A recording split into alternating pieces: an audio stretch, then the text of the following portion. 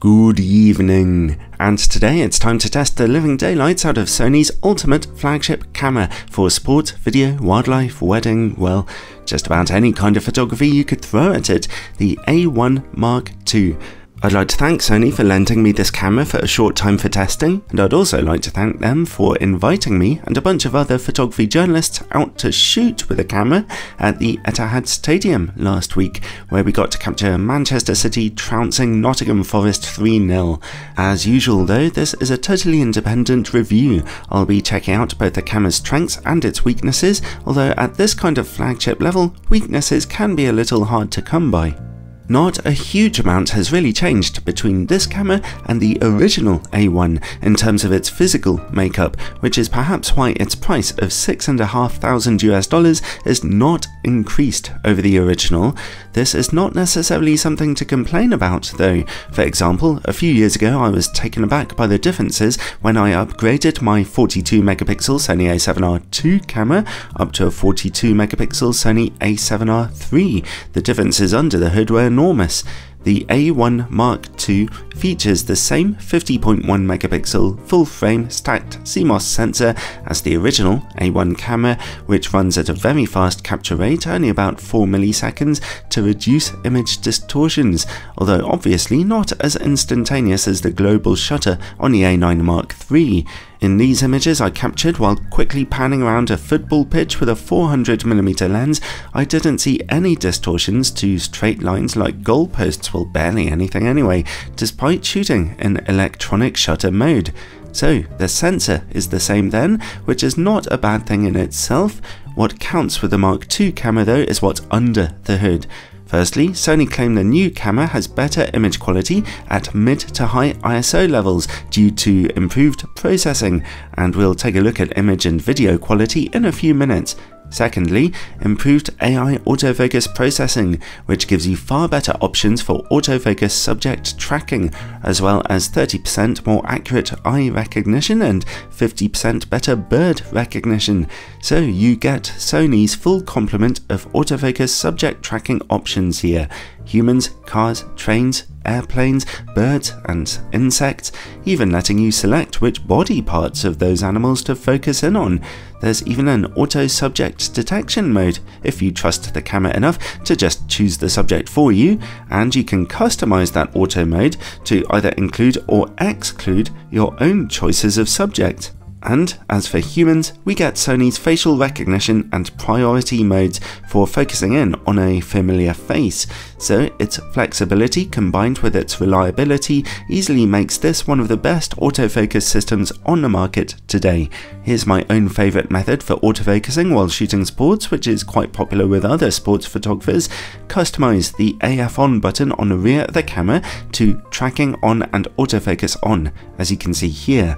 Set a medium-sized spot autofocus area, target your subject and then hold down the AF on button to lock your target in place and to track it around. If you want to change subject, let go of the AF on button and choose something else, and obviously hit the shutter to take your pictures. And don't forget to shoot in autofocus continuous mode, of course. You can get great results shooting like this. Anyway, those were the first two big improvements. Thirdly, there's an absolutely vital update for sports photographers here: pre-capture up to a whole second's worth. This isn't a new feature to the world of photography, but it was missing on the original Sony A1. Being able to capture up to a full 1 second's worth of high frame rate images from before the moment you touch the shutter button is absolutely essential for serious sports photographers and massively reduces your anxiety levels while shooting. To be honest, I was happy having just half a second of pre-shot images. That's all you normally need if you have a quick trigger finger. Without that feature, I'd never have caught the run-up to Man City scoring this goal. It really is a vital feature for sports photography. And, well, actually, those are the three main new features. So even though they're under the hood features, as it were, they're still pretty important. There are quite a few other tweaks to the camera though. Sony claim that the camera's 5-axis in-body image stabilization has been improved from 5.5 to up to 8.5 stops, which is a good thing, as I remember some users complaining about the original camera's stabilization. The screen has had a very nice improvement too, as well as being able to quickly tilt it up and down. It can now also completely fold outwards, which is great news for both stills and video shooters, and I wish every camera in the world had this particular design. It's a touchscreen whose touch functionality can be tweaked and customized quite a lot. It's bright and very high resolution. The viewfinder is the same as the original camera, huge in size and with a resolution of 9.44 million dots. However, if you set it to display at 120 frames per second, the picture quality on this Mark II camera now looks a bit better. Not a feature I personally use much though. Physically, the camera's grip is a little deeper, the shutter button slightly moved. The camera's magnesium alloy body is as tough as ever, its customizable buttons as numerous, yet slightly smaller in size as before. There have been a couple of minor tweaks to the sub-dials. This is one of the biggest Sony cameras available, and although it's a little heavy, a bit too heavy to use single-handedly, it does admittedly feel fantastic to hold, and its weather-sealed magnesium alloy body is simply the toughest you can get. The custom switch on the front of the camera is set out of the box to be a speed boost button. Just like the A9 Mark III, hold this button down while shooting in high speed mode to get frame rates of up to 120 frames per second for a short time, albeit in cropped JPEG mode. You won't often need that though. The camera's normal maximum shooting speed is up to 30 frames per second, which is really spectacular enough for most situations. However, if you're shooting in RAW, that's 30 frames per second in compressed lossy RAW files. For lossless compressed RAW files, you'll have to shoot at 20 frames per second. Still impressive though, and the camera's buffer seems to be huge. I wasn't able to exhaust it. If you're shooting with the camera's mechanical shutter though, not the electronic shutter, then you're down to just 10 frames per second. Something else I'll mention is the camera's impressive flash sync speed of 1/400th of a second when shooting with a mechanical shutter, and with an official Sony TTL flash. It's only 1/200th of a second when shooting with the electronic shutter. Oh, and the camera has excellent video options too. 8K footage can be captured at up to 30 frames per second, as well as 4K up to 120 frames per second, all in 10-bit 422 video quality and up to 600 megabits per second. Not bad at all, and I wasn't able to overheat the camera even while shooting at 8K. Competing cameras, like the Canon R5 Mark II and the Nikon Z8, can shoot at up to 8K 60p though, and with better RAW shooting options. The A1 Mark II can only shoot 4K RAW, and even then only to an external recorder, and the 4K footage is subsampled rather than downsampled from 8K, so it won't be quite as detailed as some other cameras. And all those autofocus options and features from the still shooting modes are also available in video modes too, where they work very confidently. We also get Sony's video auto framing technology here, which I first talked about in my review of the ZV-E1. Not something I'm really into, but which can be useful in certain fast workflow situations, once you've figured out how to use it of course. The camera can also import up to 16 custom LUTs for color grading in camera. Let's have a look at the camera's connectivity options, and there's plenty to be seen here. USB-C, as well as a separate micro USB port for extra accessories, flash sync, full-size HDMI, and microphone and headphone jacks. A small upgrade is that the camera's Ethernet port can now transfer at up to 2.5 gigabits per second instead of just 1 in the original. The camera also features Bluetooth and dual-band Wi-Fi. Basically, Sony have thrown a kitchen sink at this thing to get all different kinds of professional workflows really moving, and it really is one of the fastest cameras out there. The camera features 2 memory card slots, each of which support both SD cards and the faster CF Express Type A cards. It uses Sony's NP-FZ100 batteries, which offer about 450 shots on a full charge, about the same as a Canon R5 Mark II, but a bit better than the Nikon Z8. And a vertical battery grip is also available at a price of about £400, which can hold 2 batteries instead. The camera has all the other top features you come to expect at this level: customizable menus and multiple customizable buttons, HEIF shooting as well as JPEG, interval shooting options, pixel shift high resolution mode up to 200 megapixels in resolution. For this, the camera will take 16 pictures which you have to stitch together. As usual, your camera has to be perfectly still for this, and you have to be shooting a still subject. I got mixed results here, as usual. I've never had a great amount of luck with pixel shift shooting modes, but you can pull some extra detail out sometimes. The camera also offers anti-flicker shooting, creative looks and picture profiles for your choice of colours and JPEG styles, USB streaming, which is always a cool feature. Just everything is in there. It's Sony's flagship camera, virtually anything you could possibly need, plus a load of customizable options are around here. Criticisms? Well, I don't have many here really, as you might expect for a flagship model. Compared to some other systems, Sony's control buttons and dials are a little smaller, a little more fiddly to handle, especially if you're wearing gloves while shooting, for example. And the camera does have a little bit of a learning curve to it. You will want to spend a little time customizing it to suit your own shooting tastes. The menu, for example, is still a little bit labyrinthine and takes time to work with. But the camera is so customizable that it will reward the work that you do put in to set it all up, that's for sure. And obviously it's not intended to be a camera for beginners. Okay, well, let's take a look at still image quality. Firstly, RAW versus JPEG. On the left we have a RAW image, on the right a JPEG at default sharpening, which seemed to be the best setting to me. The RAW image, as you'd expect, is capturing a very nice amount of fine detail, and as usual for a Sony camera, the JPEGs are looking very nice, sharp and detailed. The sharpening is a little aggressive, but not destructively so. If you look in the rock face of the image though, you'll see that the image looks very slightly over-processed, to my eyes anyway, just a little unnatural. Well, let's take a look at high ISO image quality, something pretty important on a sports camera. Sony say they've greatly improved the mid to high ISO image quality over the original camera here. The good news is that up to ISO 1600, everything is indeed looking just fine, and that's great on a 50 megapixel sensor.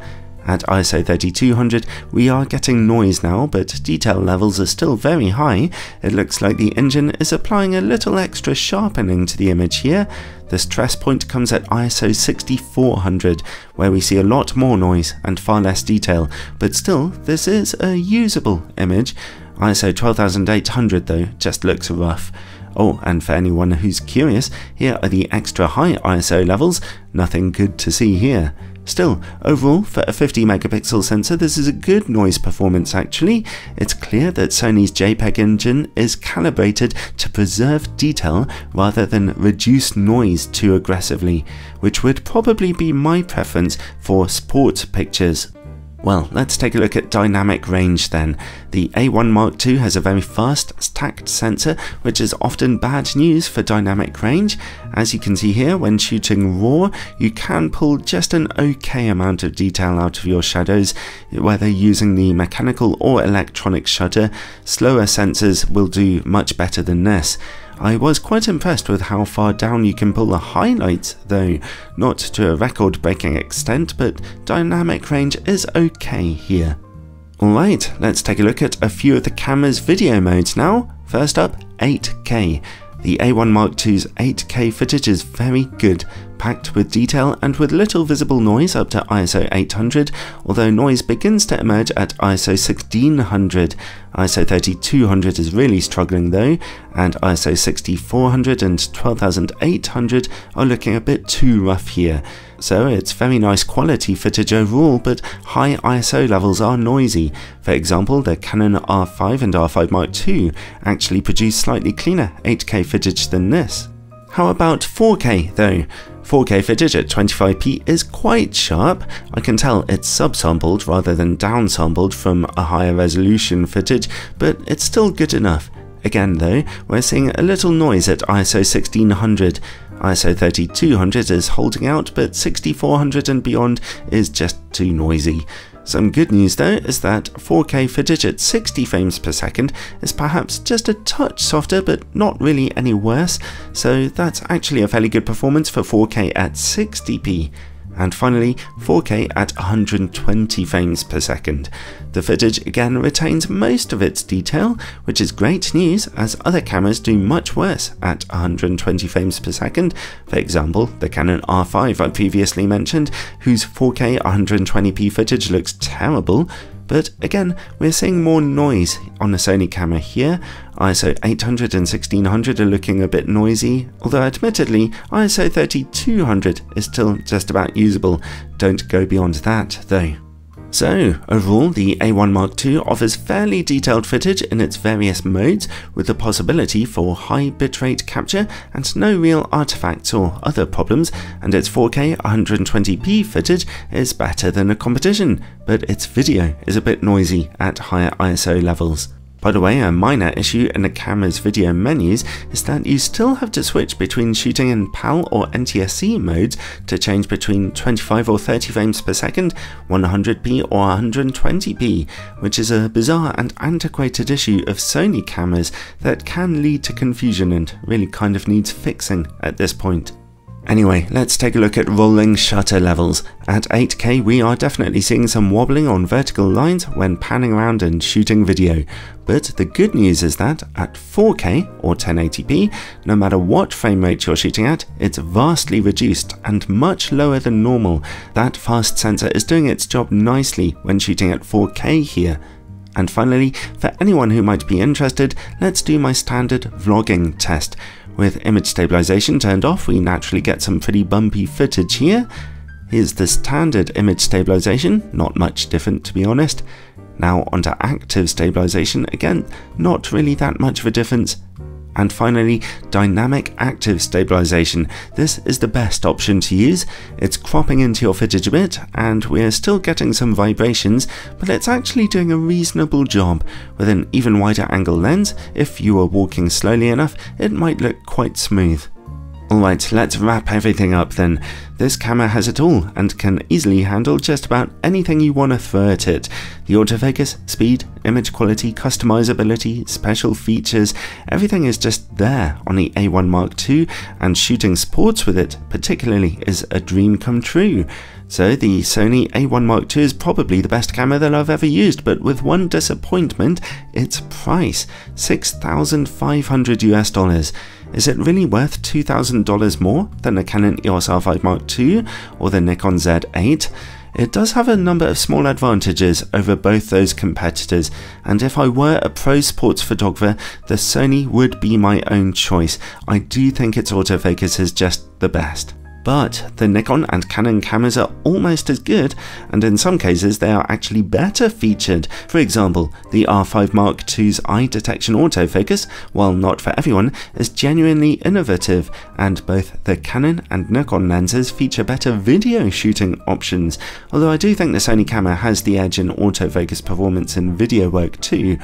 Other cameras like the Canon EOS R1 and Nikon Z9 have bigger bodies that handle a bit better than the A1 Mark II, and from what I hear, the R1's new autofocus system is something pretty special. Now don't get me wrong, the Sony A1 Mark II could well be the best flagship camera on the planet today. It really is a dream come true in virtually every way, and I can't get enough of it, and neither will you if you end up buying one. But the competition have been moving and shaking since the original A1 came out, and although I can highly recommend this incredible Sony camera without a moment's hesitation for basically any kind of photography, well, you might find better value for money elsewhere.